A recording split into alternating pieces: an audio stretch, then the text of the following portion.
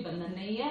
हिंदू इतना श्रेष्ठ, इतना उच्च विचारधारा का, इतना संस्कारित होता है कि हमें कहीं भी हिजाब पहनने की जरूरत नहीं है ना?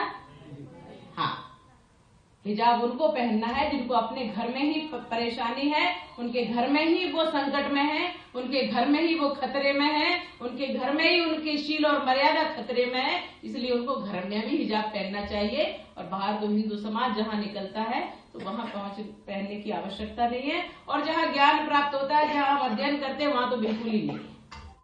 मैं इन लोगों से तो इस्लाम नहीं सीखूंगा। हम इनसे ये कह रहे हैं कि आप संविधान में जो फंडामेंटल राइट्स जो दिए गए हैं भारत के हर नागरिक को, उसको आप दीजिए।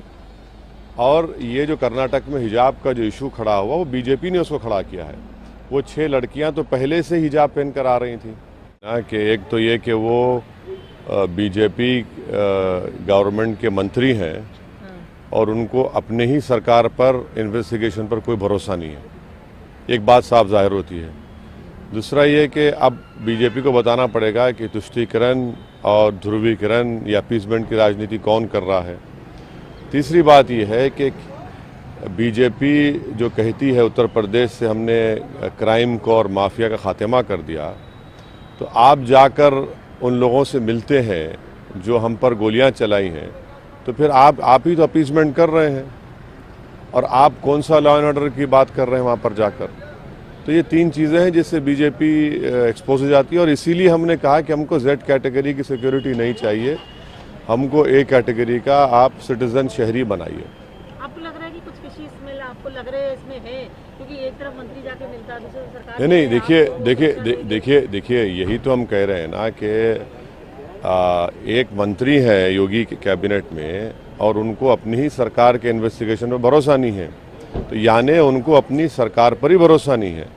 और दूसरा ये है कि बीजेपी जो कह रही है कि क्राइम माफिया ख़त्म कर रहे हैं, तो ये क्या है फिर आपका? आप लगता है एक वर्ग का एक अपीसमेंट की कोशिश हम कह सकते हैं। ये बीजेपी को बताना पड़ेगा। इसीलिए हमने कहा कि हमको Z कैटेगरी नहीं चाहिए, हमको A कैटेगरी का शहरी चाहिए।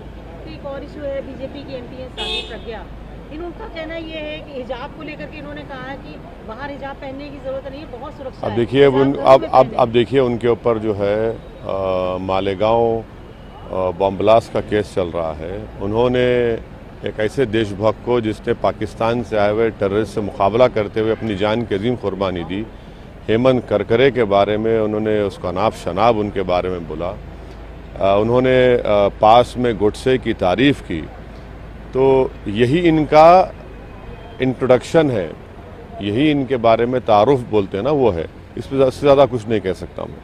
ये कहना कि घर में पहनो बाहर में पहनो, नहीं अब ये मैंने इन्होंने जो पहले जो बयानात दिए, वक्तव्य दिए, सब आपके सामने रख रहा हूँ और ये जनता तय कर लेगी।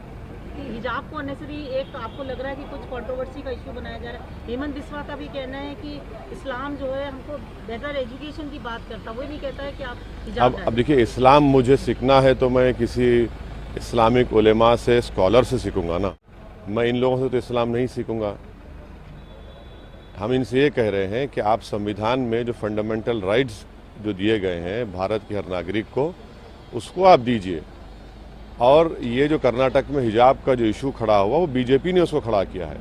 वो 6 लड़कियां तो पहले से हिजाब पहन कर आ रही थी, वो ने अभी नहीं शुरू किया था उन्होंने। तो अब पहले से आपने उनको खामखा आपने एक रूल बनाया और उनको रोक दिया, और वहीं से वो तनाज़ा बीजेपी ने खड़ा किया, कंट्रोवर्सी बीजेपी ने खड़ा की है।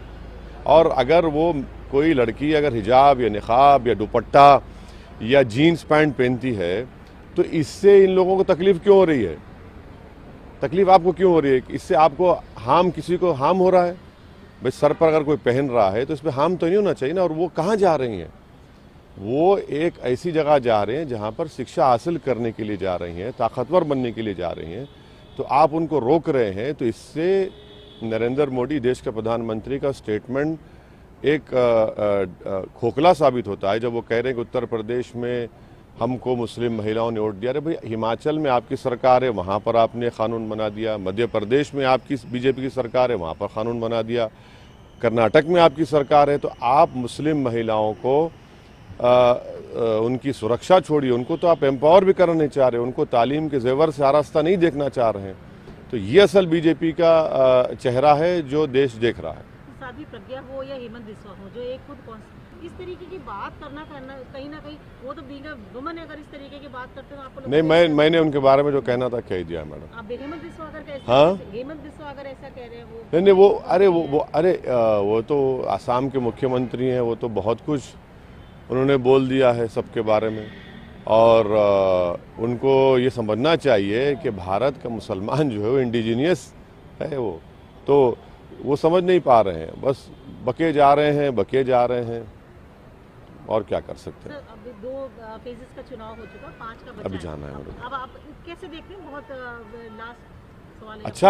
अच्छा रहेगा इंशाल्लाह। हमारी पार्टी के लिए, हमारे भागीदारी परिवर्तन मोर्चा के लिए बहुत अच्छा हुआ है दोनों फेज में, और आगे भी जो 5 फेजेस हैं वो अच्छा रहेगा हमारे लिए। हमको उत्तर प्रदेश की जनता देख रही है, ख़ासतौर से पिछड़ा समाज, अति पिछड़ा समाज, जो सामाजिक न्याय की जो लड़ाई लड़ रहे हैं बाबू सिंह कुशवाहा के साथ हम लोग, और अल्पसंख्यक समाज, मुसलमान, सब देख रहा है कि कैसे, चाहे वो बीजेपी हो, समाजवादी हो, बसपा हो, ये तो अपनी ज़बान से भी मुसलमान का या अति पिछड़ा का एम्पावरमेंट की बात करने से कतराती है।